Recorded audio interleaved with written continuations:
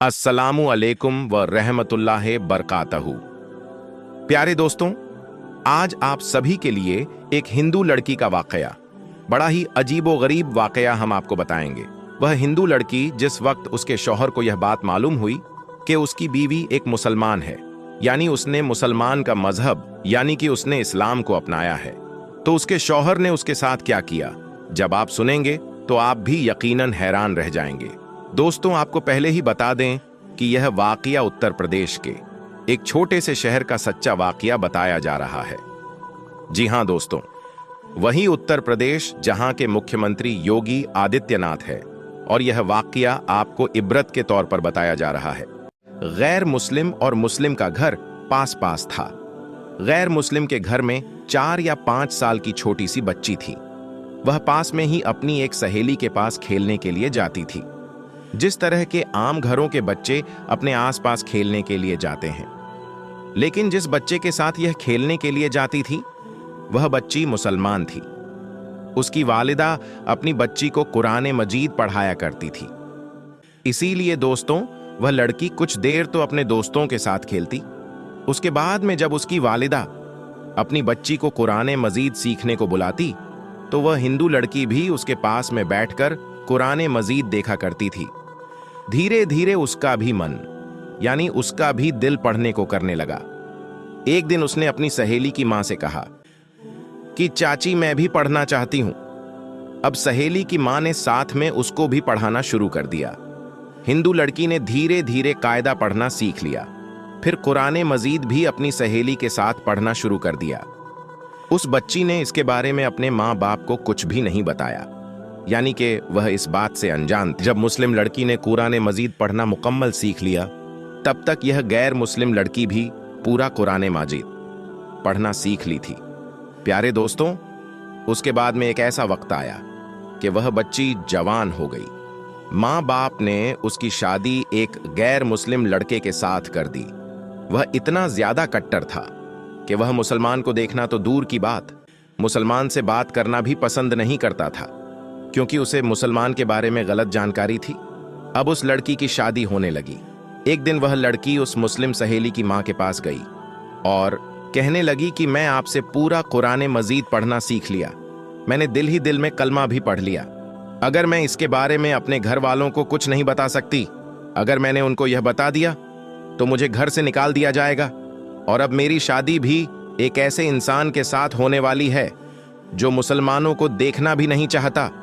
यह सुनकर उसकी सहेली की मां ने कहा कि बेटी, अगर तुझको कुरान पाक से सच्ची मोहब्बत है तो अल्लाह तबारे को ताला पर भरोसा रखो। अल्लाह ताला तुम्हारी ईमान को जाए होने से जरूर बचाएगा। उसके बाद मैं सहेली की वालिदा ने शादी का तोहफा तैयार कर लिया। उसको तोहफे के तौर पर कुरान मजीद को तैयार करके देने का इरादा किया। फिर उसके घर जाकर उस लड़की की मां से कहा कि हमने पैकिंग बहुत ही खूबसूरत तरीके से किया। हम चाहते हैं कि हमारा यह तोहफा यानी कि इस तोहफे को यहां पर मत खोलना।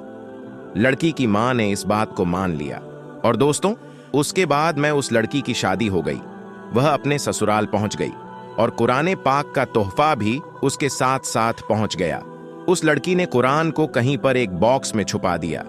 अब उसका शौहर जब भी ऑफिस ज्यादा, जब वह घर में अकेली होती, तो वह चुपके से कुरान पाक को निकलते और पढ़ना शुरू कर देती। प्यारे दोस्तों, इस तरह से कई साल गुजर गए, यहां तक कि वह लड़की प्रेग्नेंट हो गई। अब वह सोचने लगी, तो मैं कुरान पाक पढ़ लेती हूं, लेकिन मैं इस बच्चे का क्या करूं, मेरे बच्चे की ईमान का क्या होगा। यही सोचकर वह अल्लाह ताला से दुआ करने लगी कि अल्लाह कोई ऐसी तरकीब बता जिससे मैं अपने बच्चों को भी कलमा पढ़ा दूं। दोस्तों, उसको कोई भी ऐसी सूरत नजर नहीं आ रही थी कि वह अपने शौहर के सामने यह बात बोल सके, मगर अल्लाह की शान देखें। एक दिन उसका शौहर बीमार हो गया और वह अस्पताल में अपना टेस्ट कराने के लिए पहुंच गया। जब डॉक्टर ने उसकी सारी जांच कर ली और जब उसको बीमारी के बारे में बताया गया, तो वह सुनकर परेशान हो गया, क्योंकि डॉक्टर ने उसको बताया कि उसको कैंसर हो गया है और उसके बचने की उम्मीद नहीं है। अब वह शौहर यानी उस लड़की का पति हैरान और परेशान होकर अपना घर आया। अपनी बीवी को देखकर रोने लगा और कहने लगा, तुम बहुत खूबसूरत हो, वफादार हो, नेक हो, लेकिन अब तुम्हारा और हमारा सिर्फ कुछ ही दिनों का साथ है। मेरी जिंदगी सिर्फ 1 महीने की ही बाकी है। और उसने फिर हॉस्पिटल का तमाम वाकया अपने बीवी को बता दिया। इस बात को सुनकर उसकी बीवी भी रोने लगे। सोहर को तसल्ली देते हुए बोली कि आप परेशान ना हो, मेरे पास एक दवा है और मुझे पूरी उम्मीद है कि आप ठीक हो जाएंगे, लेकिन आप वादा करें कि मैं जो कुछ भी करूं इसके बारे में आप सवाल नहीं करेंगे। यह सुनकर उसके शौहर ने कहा, मैं वादा करता हूं, अगर मैं सही हो गया, ठीक हो गया, तो तुम जैसा कहोगी मैं वैसा ही करूंगा, तुम्हारी हर बात मान लूंगा।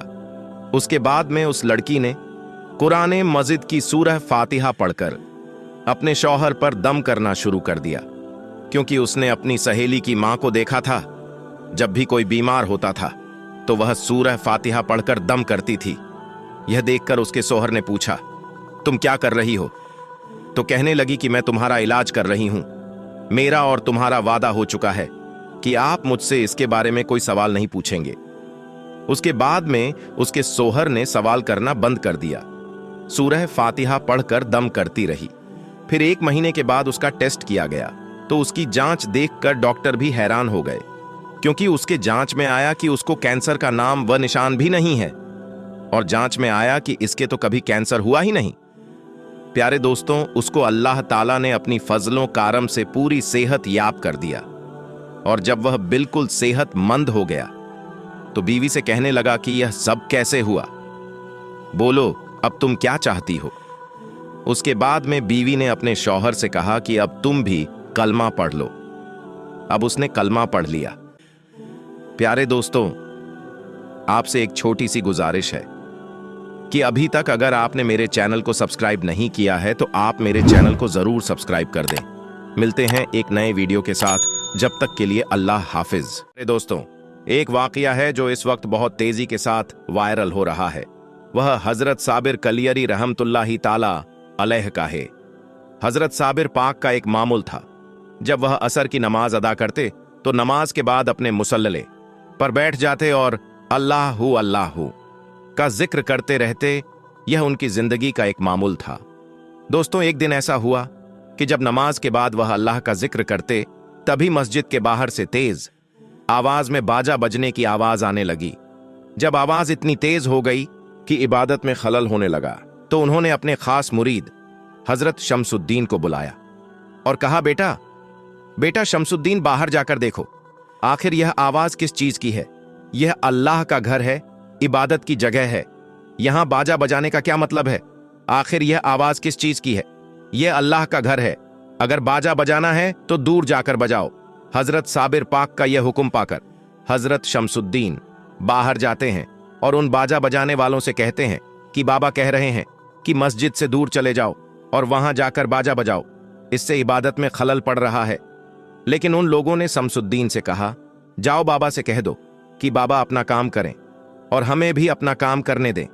शमसुद्दीन ने उन्हें बहुत समझाया, लेकिन उन्होंने बात नहीं मानी।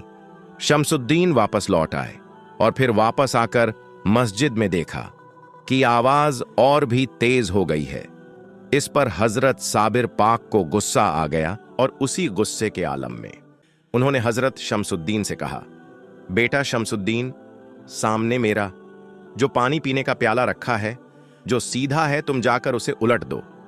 जैसे ही साबिर पाक ने यह कहा, हजरत शमसुद्दीन ने आगे बढ़ाकर उस प्याले को पलट दिया और फिर सब लोग अल्लाह ताला का नाम लेने लगे और फिर अल्लाहू अल्लाहू का वीरत करने लगे।